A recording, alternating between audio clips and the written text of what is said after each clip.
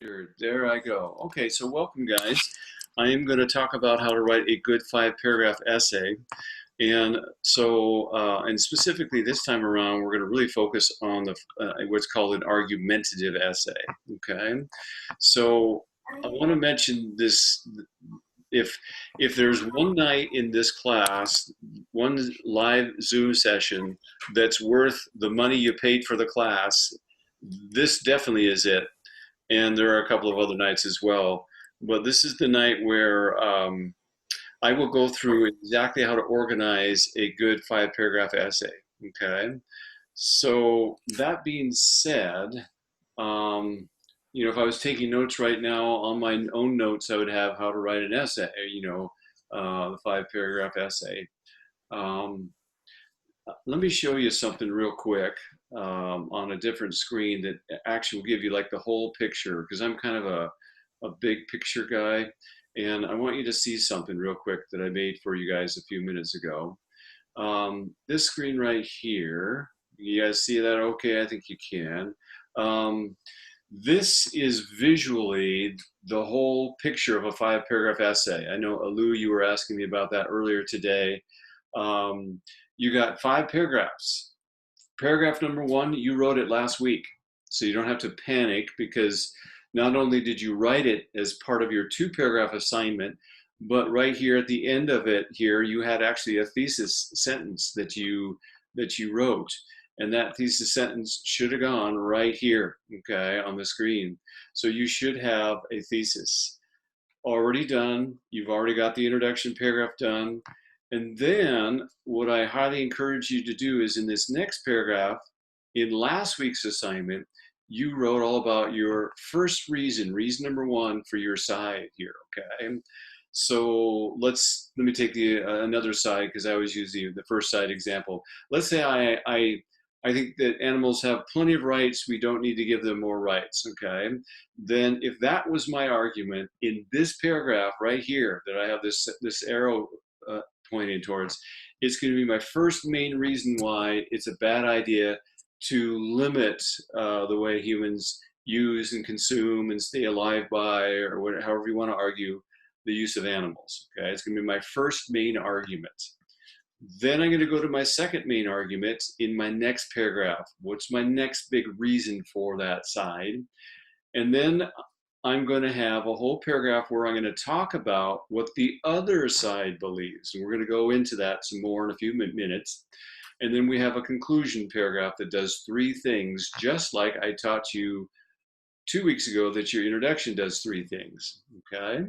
So with that shared, let me jump into my other slideshow and let's get into some more details here. Okay. So philosophically, I want you to think of like I'm up in the clouds here, kind of looking down the big picture idea of writing an essay. Okay, if you see my picture on the screen here, you see a picture of people at the table, and they're having a conversation.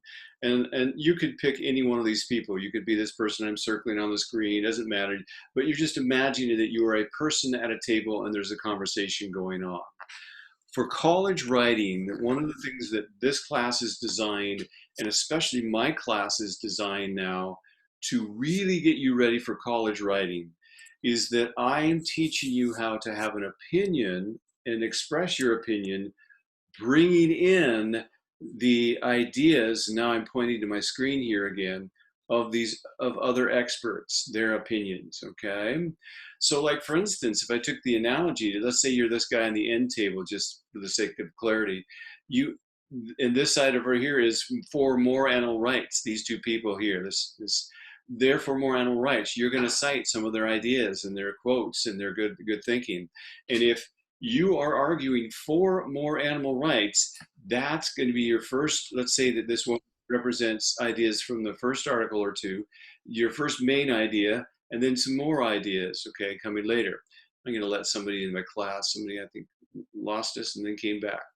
So, and then at some point when you do your rebuttal paragraph where you talk about the other side, you'll bring in the expert from Bob Stevens on that other side. Consider him that.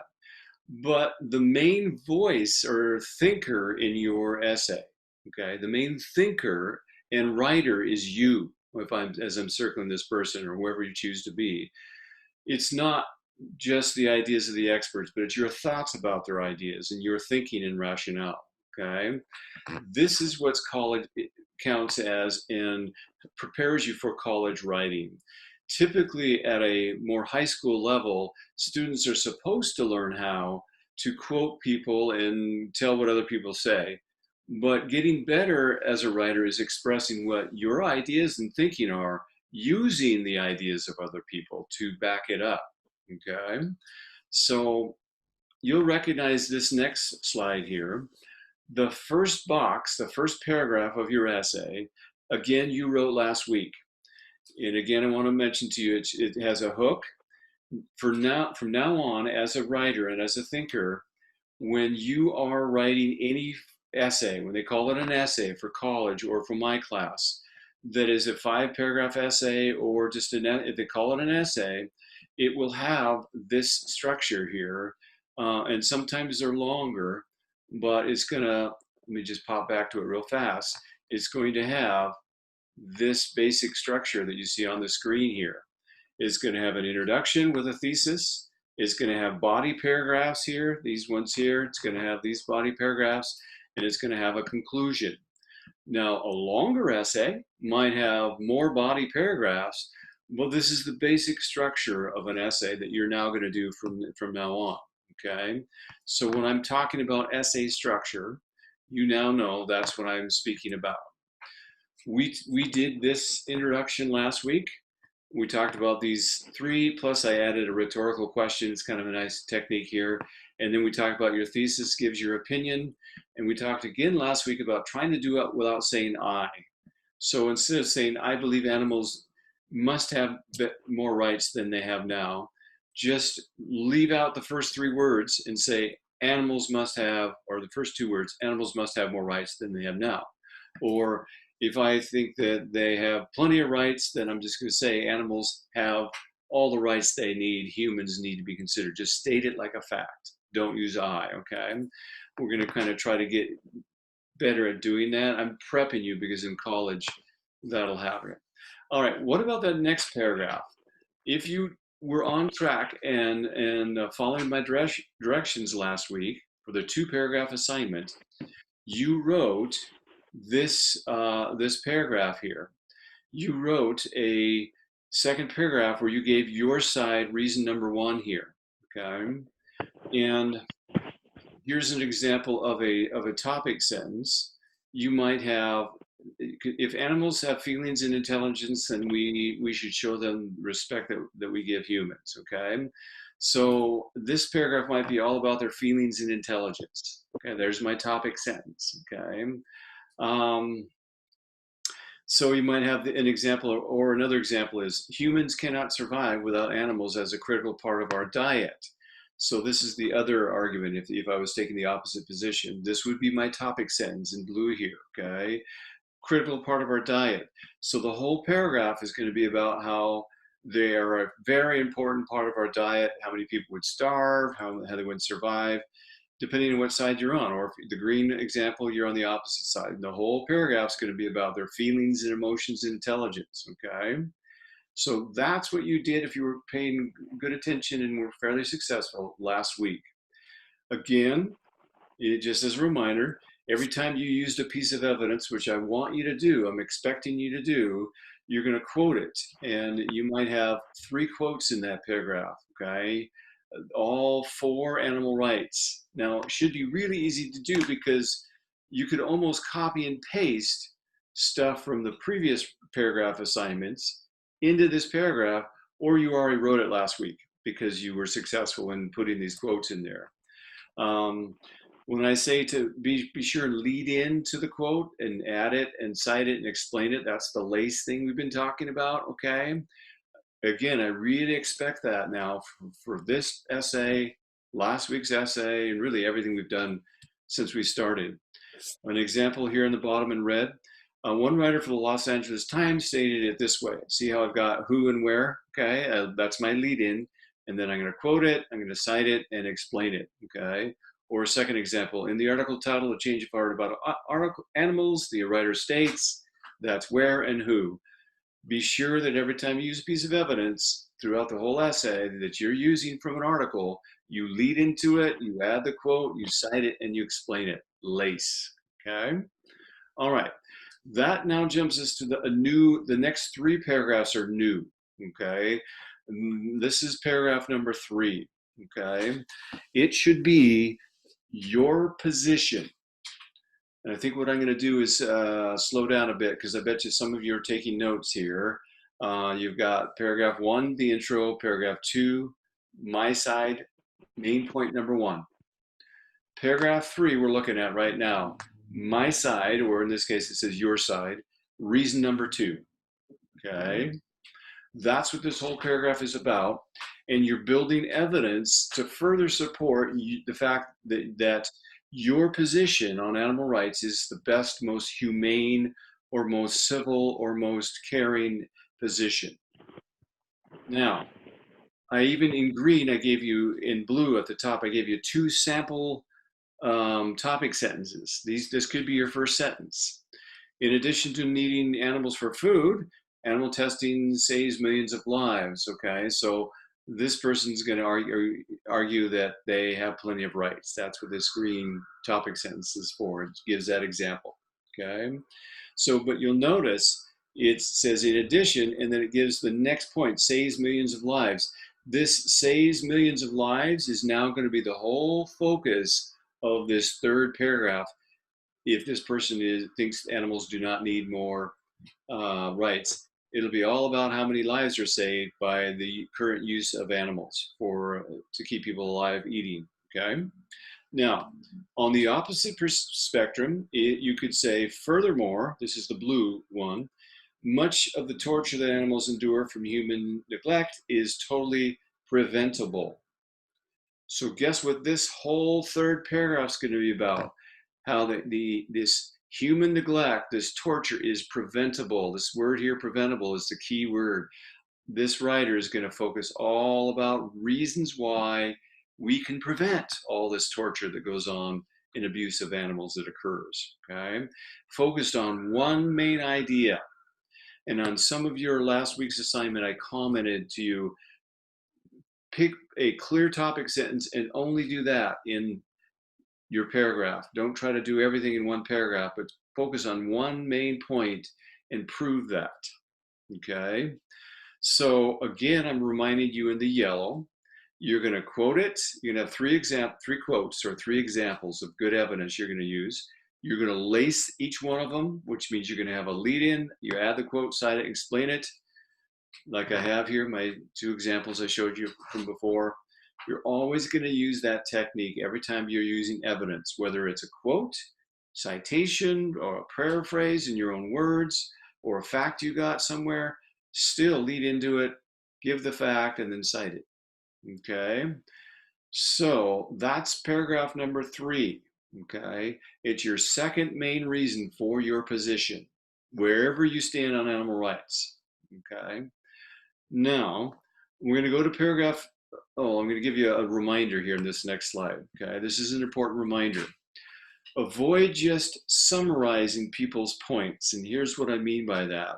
Do you see my slide, my visual over here where it says author number 1?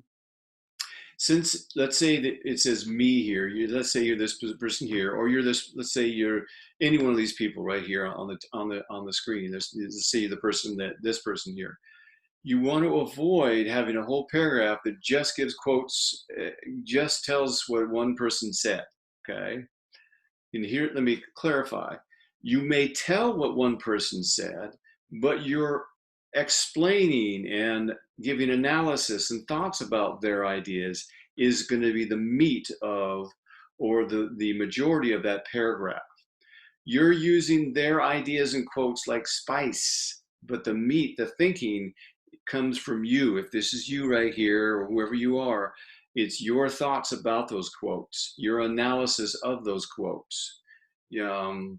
And you could even pull in examples from life and things you've seen yourself to help support those ideas. But some people use statistics. They say, well, 90% of what goes in an essay should be your ideas and 10% supportive. I think it could be a little bit more than 10%, but the idea being that most of the thinking is your thinking. Okay, you're not just throwing quotes at the reader. All right, let's jump now to the next paragraph. So again, if I'm taking notes, this is the fourth paragraph. So if I drew a box, paragraph 4, and it's called the concession or rebuttal paragraph. And I'm sorry, my slide kind of messed it up here a little bit. Let me see if I can just pull that down for a second. Let me see what happens if I do this. Yeah, well, that helps a little bit. Your fourth paragraph is your concession or rebuttal. All right. Now, I want to clarify something. If in an argumentative essay where you're persuading for your side, this is a good place to do, this is a good thing to do in your fourth paragraph. You could do it elsewhere. You could make it your second paragraph if you wanted to, but just for organization's sake, you got 2 paragraphs on your side. You got one on what's the other side say? Why is this important? Here's why.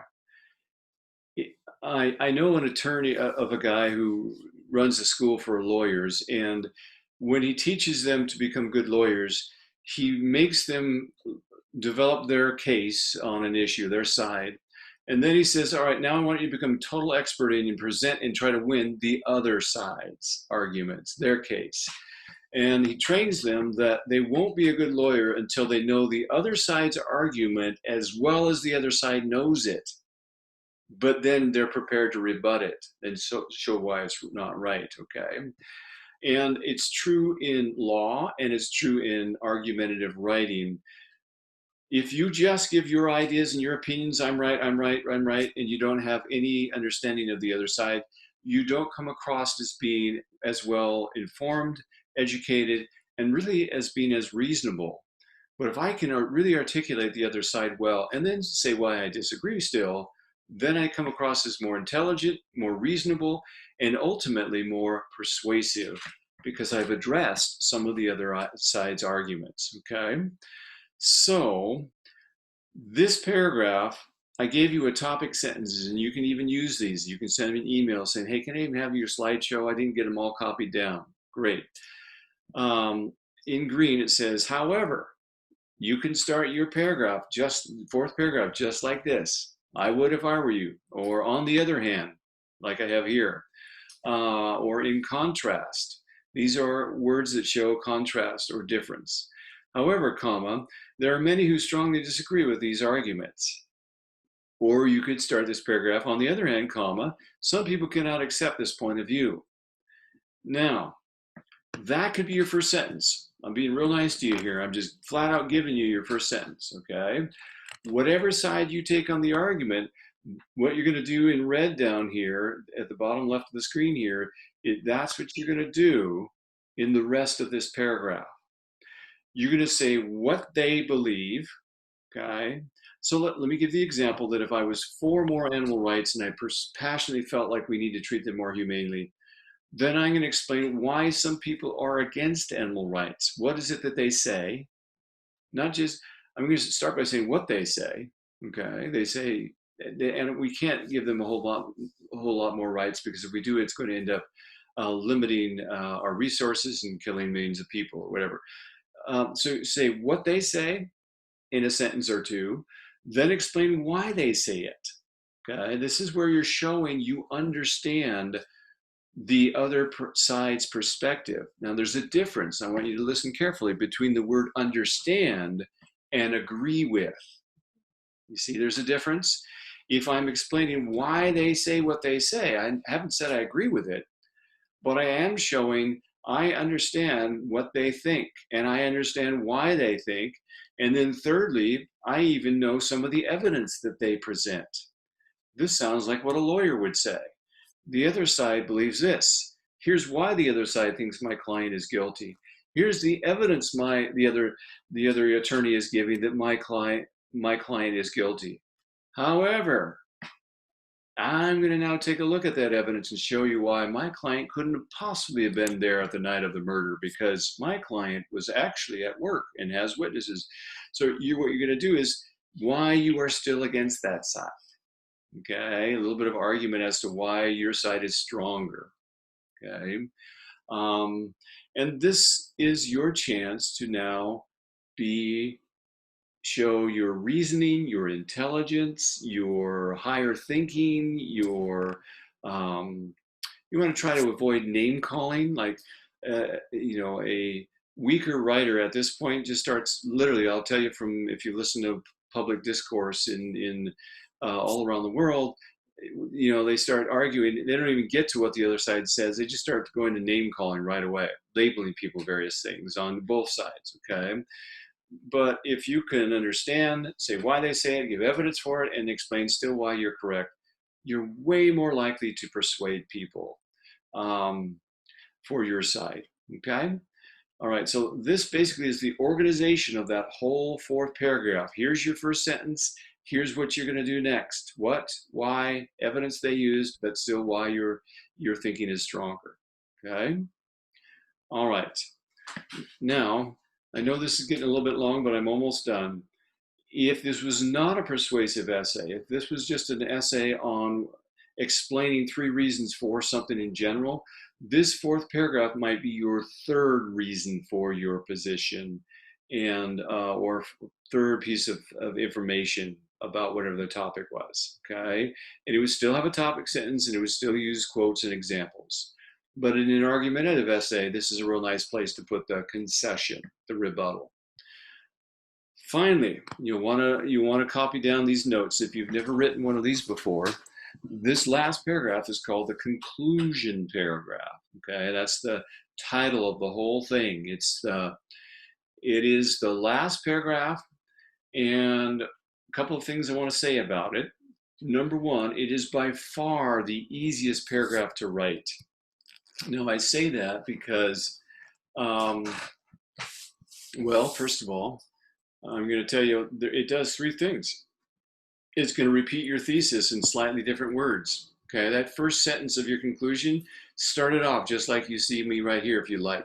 In conclusion, comma, that's supposed to be a comma there, and then explain. You're going to basically repeat your thesis, but a little bit different words. Doesn't have to be exactly.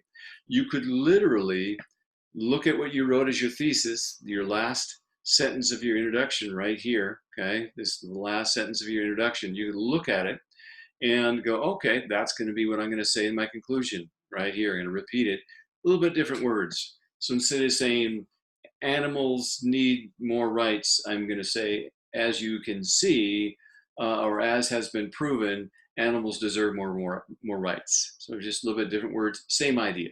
Okay, so any good teacher will tell you in a conclusion paragraph, you're going to do these 3 things. Repeat your thesis.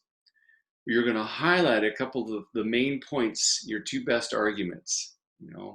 And this is where, if I was arguing, let's say again, against more animal rights, I'm going to talk about, first of all these people would starve. Evidence shows this. Second of all, hardship would be on such and such. Your 2 main points here are what you're going to give. Okay, you're not going to re-go into all the evidence and quotes for it, but you're going to bring it up again.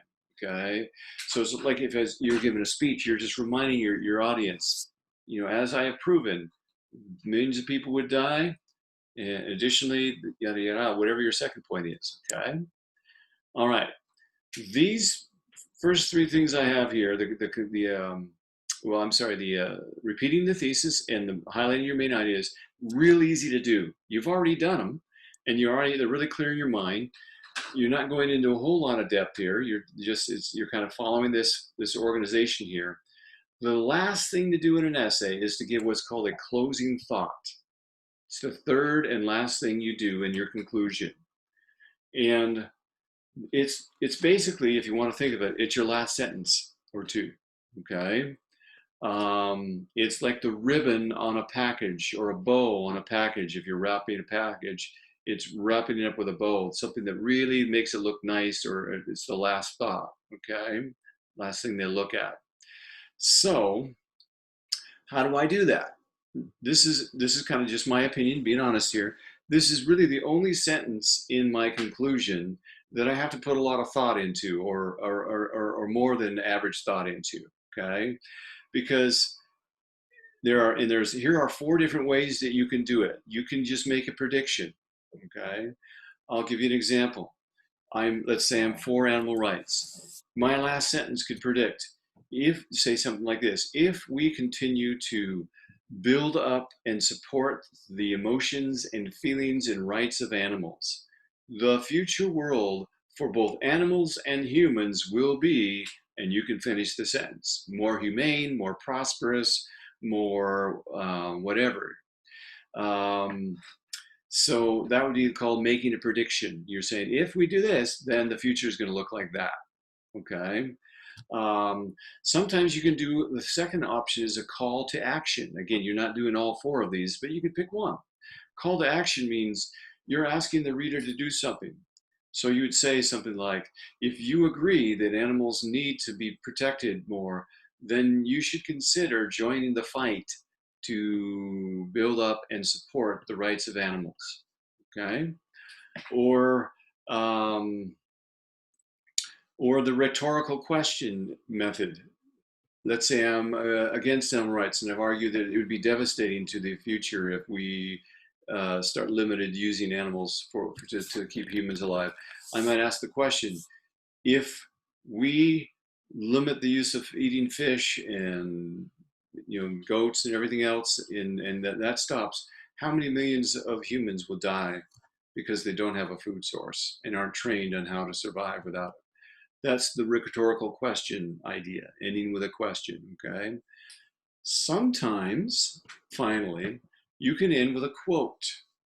And that's where you say something like, as Jeremy Rifkin said, or and you can quote whatever the author has said, and that's the perfect time to use their quote that you think is just a really nice punch, a nice ribbon at the very end of your paper that ties in, it relates to and adds to all your thoughts you've been saying in your paper. So sometimes you can end with a great quote as a punchline, okay? All right, what I'm going to do now is I'm going to turn off my recording.